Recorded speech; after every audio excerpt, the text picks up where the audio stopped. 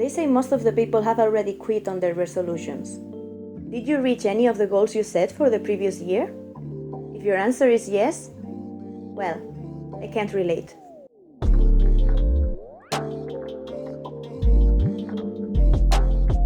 I never set any resolutions at the beginning of each year. I used to think that no matter if January or September, people were just finding excuses to start again or reset, like we live in a TV series divided by arcs. And I didn't agree with that mindset. I always thought it's just a calendar and we just happen to use the Gregorian one. It could have been solar, lunar, lunisolar, but ours is seasonal. What a coincidence of a pun. Seasons, like my complaint about people having main character syndrome. But something happened that made me change my mind. I got infected by optimism. Since everyone started talking about taking it easy and prioritizing mental health, 2020 and all that stuff, I made the first list of resolutions of my life. Somehow I felt that I was doing great at the beginning, but after June, I stumbled and I was unable to stand up again. The second half of the year passed by in a blink, and here we are. And I'm gonna tell you how I failed at everything. Why? Because I feel better when I find someone sharing their relatable struggles in this ocean of toxic positivity and perfect lives. I want you to see that nobody's life is perfect, and maybe even think, hey, at least I'm doing better than her. If that's gonna give you the small rush of dopamine that you needed to keep going today. But also, little spoiler, I'm gonna use my own failures to share some useful insight I got from it if you can relate somehow. Let's take a look at my list, shall we? Lose 5 to 10 kilos by 2022. So original, am I right? Well, I'm technically overweight by 8 kilos. Losing 5 would have been cool, but still on the edge. And 10 just looks better as a round number. Well, guess who's rounder now? Me. Nah, just kidding. I am exactly at the starting weight. I didn't gain nor lose. I fluctuated 2 kilos up and down like I've been doing for the last 2 years. Please don't tell me that maintaining is fine. I am not Amberlyn Reid. The goal was to make a change and I didn't try at all. No plan whatsoever and zero changes in my lifestyle. Therefore, this is a failure. Get a level A1 to A2 in French. For the sake of this video, I'm gonna take 3 different online tests because I currently don't even know what's my level. The motive behind this resolution was that I'm currently living in the south of France since my boyfriend works here.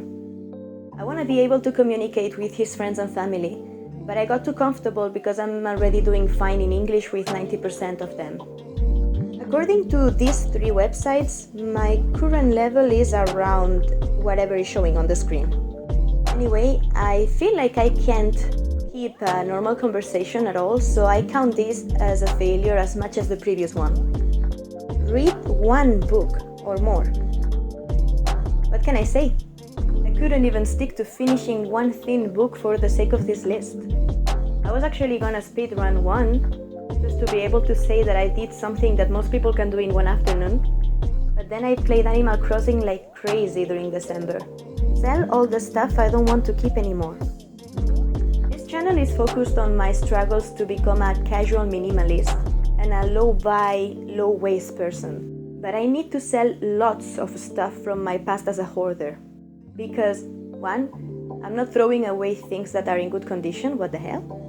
And 2, I need money. I'm donating some things, but I do need money because I don't have a job. I still have around in boxes an overwhelming amount of stuff pending to sell. But if I show you the log of all the things I sold during 2021, it's pretty impressive. Even more if I check it from the start at 2018, so I would count this as a 50% progress done. Maintain a YouTube channel as a creative hobby and actually upload videos. It shows by how I wrote it that I didn't believe I would be constant. I am aware that my attitude doesn't help, but sometimes teasing my future self pays off. I did create it, and I uploaded following a schedule for 2 months and a half. But then I went for a summer vacation and I couldn't stick back to the routine anymore. I never made a planner nor stuck to it for creating the videos, working out, and studying French to find a job. Since I'm uploading this video, I might say that the YouTube resolution had some progress done that could be improved during 2022. But do you see the pattern? My lack of discipline and perseverance. First, I blamed myself. I never blamed the symptoms of anxiety and depression that I had for the last 5 years, because when I was diagnosed, I was actually studying and working at the same time, while losing 15 kilos in a healthy way. I'd rather say, let's take accountability. I didn't try, not only because I didn't stick to a new routine, I literally made no plans for long-term goals. That's something I realized now. When I stopped using the habit trackers, everything went downhill. So now to the hopefully useful part. Would your mental health improve if you get through the initial struggle and start feeling like you're getting your shit together? Or do you need to focus on your mental health first to be able to succeed? I guess it all depends on your personal belief. I currently believe in Dr. Morita's perspective. Action leads to feeling better and not the other way around. Do that thing even if you're feeling like shit. Once you're focused on that, you will forget for a while about everything else. Since you did that thing, you feel better about yourself. It's a loop. Make it a habit, et voila. I dislike the option, first be happy, and then since you feel good, you will perform better. I see often on social media, take a break, focus on your mental health. Like how? I won't heal. My mental health is gonna stay the same if nothing changes in my life. No matter how many times I treat myself with something to feel good for a day. Some people would say that I'm in permanent holidays because I don't have a job. But for me it's permanent hell because I'm 24 hours anxious and having intrusive, self-loathing thoughts about how I am a mess, and it's been so long that it's never gonna change and nothing matters anymore, and this is my new identity. So if you can relate somehow, you probably need to change something as much as I do. I don't want to digress, so if you're interested in Morita's therapy, I suggest you to check the description of this video. I'm gonna link an extract of just the basics of Morita's principles and the 4 phases of his therapy. I put it there because if you're anything like me, you will maybe write it down and never remember to check it yourself, or you will remember but only when you're not in the mood to read it. It's from the book Ikigai, The Japanese Secret to a Long and Happy Life. This doesn't mean I'm recommending the whole book, since I didn't finish it yet, and I already found it to have a little bit of filler. And yeah, the long happy life on the title would have made me not want to read it if I wasn't already searching for Ikigai related books. If 2020 had something good, is that finally some people understood what it feels like having depression or anxiety symptoms. So they stopped calling it being lazy for a while. Mental health was not a taboo nor an excuse anymore. But since their cases are temporal, they most likely forgot as soon as they recovered. The world came back to normality somehow, so why aren't you back to normal too? Well, 2020 meant nothing to me. I started it unemployed, slightly overweight, diagnosed, medicated, pretty much struggling as I had also been for 2019. And I finished 2021 the same.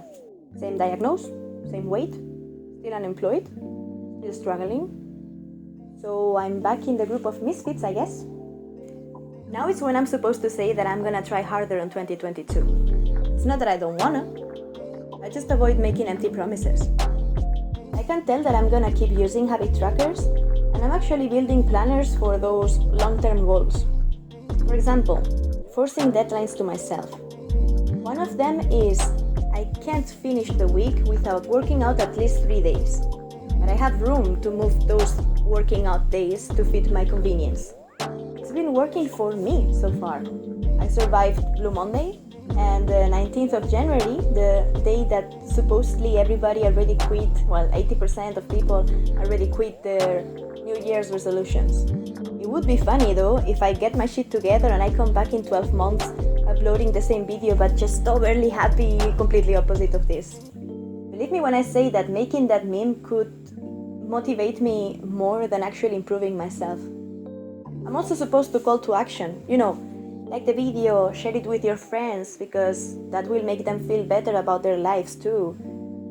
And or any other excuse like that when I'm just trying to boost YouTube's algorithm to my favor. Check my other videos where I pretend to be happier and more productive. Subscribe if you find those interesting, because the plan is to keep uploading about those topics and also other random stuff that makes me feel passionate enough to forget for a moment that life is meaningless.